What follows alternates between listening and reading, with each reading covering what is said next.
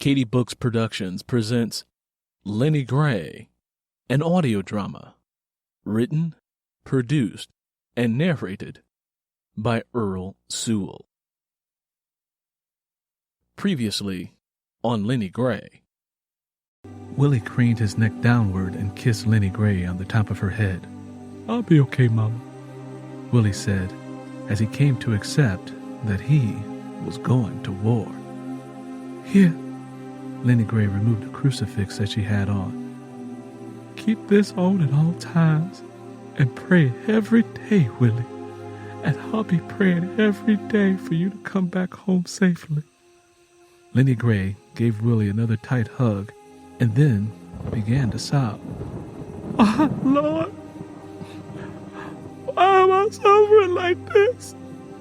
Lennie Gray began sobbing, and then she collapsed.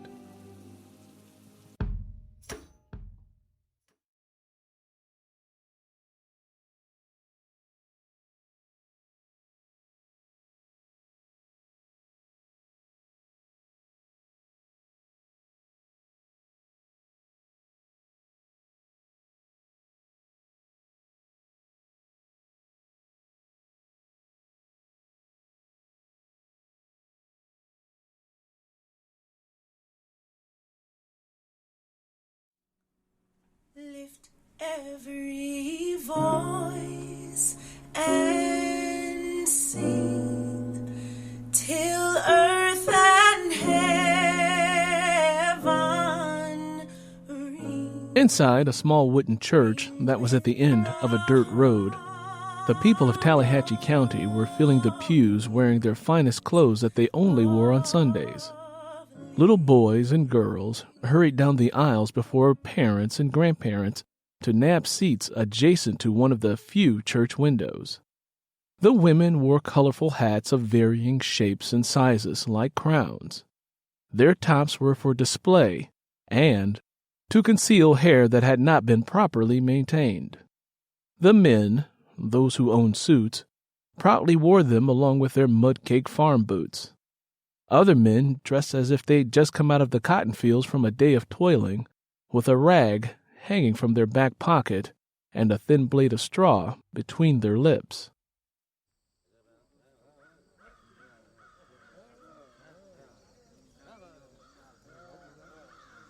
It was muggy outside, and the warm air inside the church made it feel as if they were entombed in the belly of a stove. People who were seated fanned themselves with thick sheets of paper or cardboard as they looked out at the sky that had just turned a different color. The sun had been snuffed out by gray clouds, and the low hum of church chatter was overtaken by the rumblings of thunder.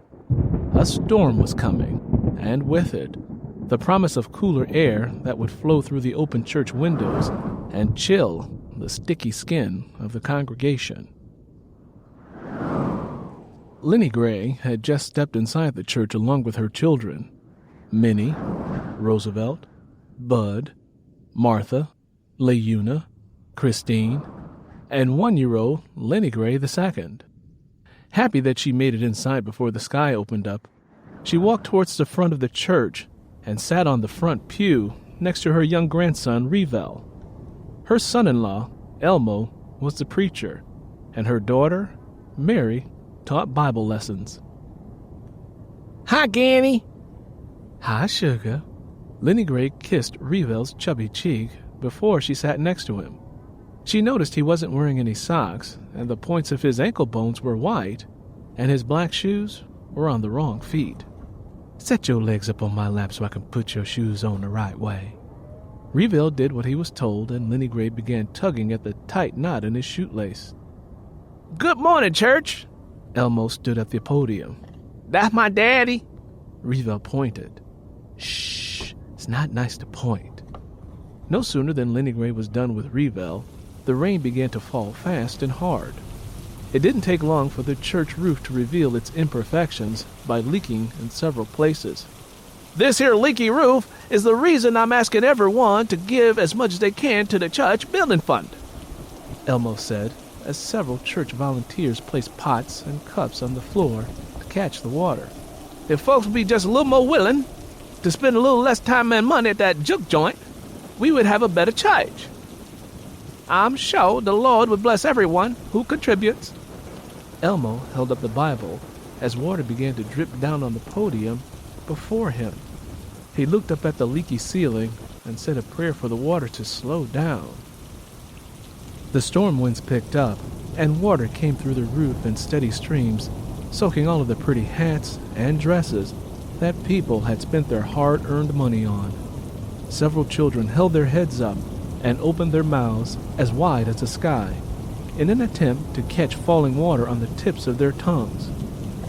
Elmo's prayer went unanswered, and his sermon was forced to conclude before it got started. The wind suddenly got stronger, and the sound of wood snapping could be heard. Then came a noise that sounded as if a freight train was headed their way. "A tornado is coming!" Someone yelled out from the back of the church. People began to shout as they hurried out. "Come on, children. It's time for us to leave." Lennie Gray nudged Revell and the rest from their seats. "Guinea, where Pawpaw at?" "He's at the juke joint," Lennie Gray said, moving hastily with everyone else towards the exit of the church. Ever since Willie got drafted, Curly's drinking increased greatly. "Guinea, how come he don't come to church and he a heathen?" "Revell, stop asking so many questions. Now is not the time. And no, your pawpaw ain't no heathen." Lennie Gray grabbed a hold of his hand. Too young to understand the urgency of their situation, Revell continued talking. "Guinea, my mama and daddy been fighting. Guinea, my mama and daddy be fighting all the time, and my daddy say people who don't come to church and go to the juke joint are heathen like Pawpaw." "Mama, go around to the side of the church and into the cellar. We'll be safe there until the storm blows past," Mary said, as Elmo picked up his children and rushed out of the church. Elmo told as many people as he could to come inside the church cellar. Those who heard him followed, while others rushed to their homes. Once they were safe inside, he closed the cellar door, and they all kept quiet. "Sounds like that tornado is still coming," said Mary. "Everyone gather around. We're going to pray." They gathered, and they prayed, and prayed, and prayed.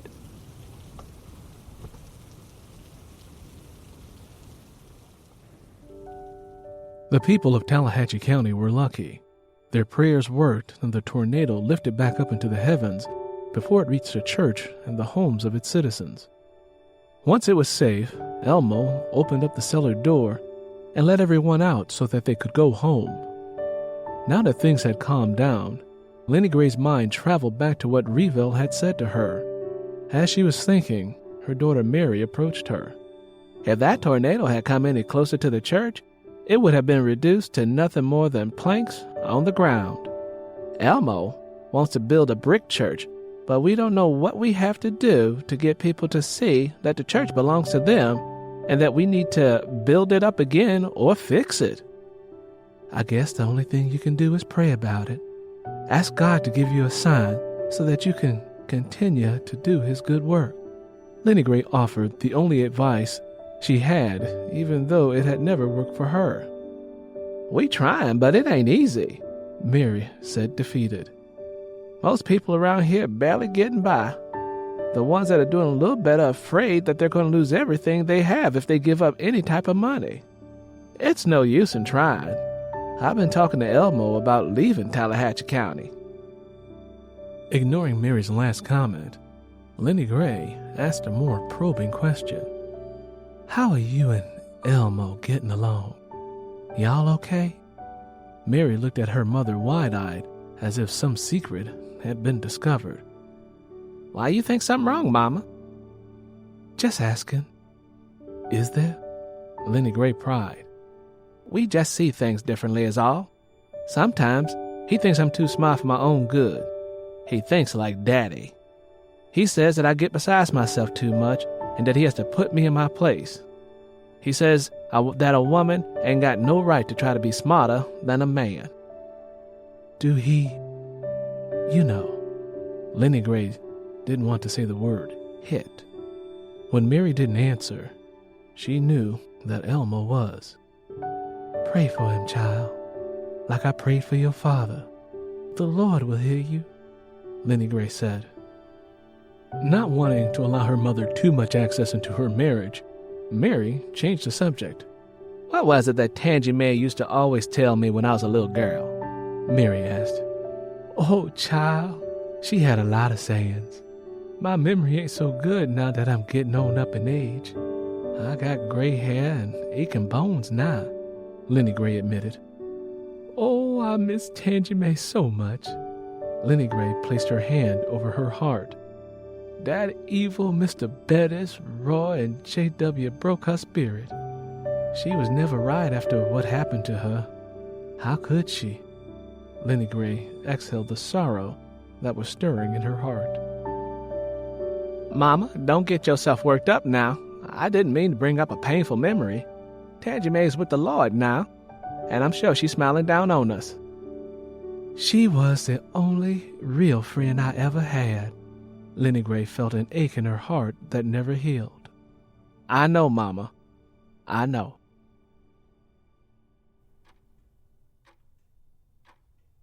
When Lennie Gray returned home, she went into her bedroom to remove her church clothes. Once she had tossed on something more comfortable, she paused and decided to get on her knees and pray, since she did not get a chance to do so in church. Thank you, Jesus, she kept repeating. Lennie, where you at? Oh, there you are. Something happened, Lennie? Why are you in the bedroom praying? Curly walked in, smelling like moonshine and cigarette smoke from the juke joint. I'm just praying for Willie is all. I'm worried about him and all the male children around here. I'm tired of hearing about tragic stuff happening all the time, Curly. Lennie Gray paused in thought. I thought about Tangy May today, and my heart broke again. Anything can happen at any time, just like that tornado that hit the ground a while ago. Tornado? Yeah, Curly, a tornado hit.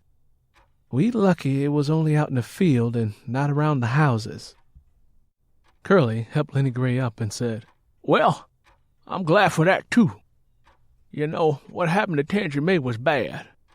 Nobody wanted nothing like that to happen. Come on now, stop praying. God probably tired of hearing you talk so much, said Curly. God don't ever get tired of hearing me, Curly, even when I talk to him about you, said Lennie Gray. God don't care all too much for me. He never have, but, I ain't mad at him, Curly said, glancing down at his crippled hand, which was throbbing with pain. God damn it, this old bad hand of mine been hurting lately. God do care, Curly. You just gotta stop mocking him like you do, said Lennie Gray, before heading to the kitchen. Curly trailed behind her, and just for fun said, You'd like it if I was a good Christian, huh? Yes, I would. Lennie Gray positioned herself at the kitchen sink.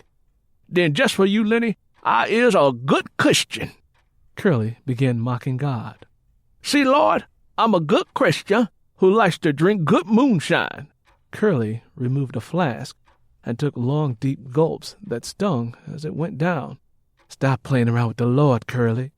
I am a good Christian who likes to drink, have sex, and make babies. Those are the only activities the good Lord done left for a good Christian like me to do.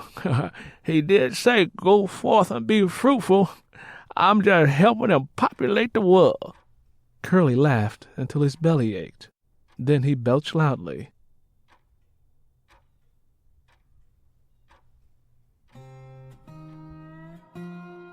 People hurried out of the fields at the end of the day, eager to get back to their dwellings and relax. It didn't take long for gut-busting laughter to exit the windows and waft through the air. It was Thursday evening, and Amos and Andy were on the radio. The families of Tallahatchie County sat in silence with their ears turned towards their radios, listening to two dull-witted men drift aimlessly through life like a ship without its crew. Curly, Bud, Roosevelt, and the triplets also liked listening to Amos and Andy, just like everyone else. They sat around their radio listening to the antics of two idiots. Mr. Brown, do you ever plan on getting married? Asked Gertrude Thompson, a character on the Amos and Andy radio show. Curly turned up the volume and leaned closer to the radio and waited to hear Andy's response. Oh, sure. I plan to settle down and get married one of these days now that I got my maternity, said Andy Brown. Laughter from the radio audience and the homes of the people of Tallahatchie County consumed the air. What he should have said was maturity. I just love this show, Curly said, slapping his hand on his knee and taking a drink of moonshine. George Stephen is a man after my own heart. I tell you, sometimes I feel like he's right here talking and telling it like it is. You sound just like George, Daddy, said Bud, trying to control his stammer. You think so? Curly took it as a compliment. The people of Tallahatchie County, who had a little bit of common sense, loathed George Stevens and his shiftlessness. But to Curly, inside of his mind, George Stevens was as equal in importance as Charles Lindbergh. Lennie Gray was in the kitchen cooking when she looked out of a small window above the kitchen sink. She noticed the tab of the mailbox was still raised. No one had bothered to check it when they came in from the field. Lennie Gray had not heard from Willie or the Army in months. She worried about her son. Was he okay? Was he getting along well? What was it like where he was? These are things that she didn't know and had a difficult time trying to imagine. She worried about his weak stomach because whenever he got upset or stressed, he had trouble keeping his food down. When Willie left for the war, Lennie Gray insisted that Curly get a plug-in radio right away. Whenever Amos and Andy was not on, Lennie Gray listened to all the reports that came in about the war. She heard about all of the fighting going on, and to her, it seemed like the world had gotten mad at itself. "Roosevelt?" Lennie called out to her son. Huh? "I see that the mailman done run. Go fetch what's in the mailbox for me." "Can't it wait until the show goes off? I don't want to miss nothing," he said. "No, boy, there might be a letter from Willie in there." She heard Roosevelt gripe, but he rushed out of the house to the mailbox and hurried back in a short while with a small bundle of mail. He sat it on the kitchen table and went back into the other room to finish listening to the show. "Minnie?" Lennie Gray turned to her daughter, who had just walked in from picking berries. "Look through that mail to see if there's anything in there from your brother." Minnie sat down the bucket of berries she was carrying and sifted through the mail. "Ma, here go 2 letters that say Willie's name, but it don't look like his writing to me," Minnie said, holding up the letters. "Curly!" Lennie Gray held the letter close to her heart. What? I'm listening to the show." "Willie done wrote us twice." "Oh," he answered, and then continued laughing, unwilling to pull himself from the antics of Amos and Andy. "He wrote us back in October," Lennie Gray shouted out. She was able to make out the word because that was the month Tingy May was born in. She attempted to make out a few more words, but it was too difficult.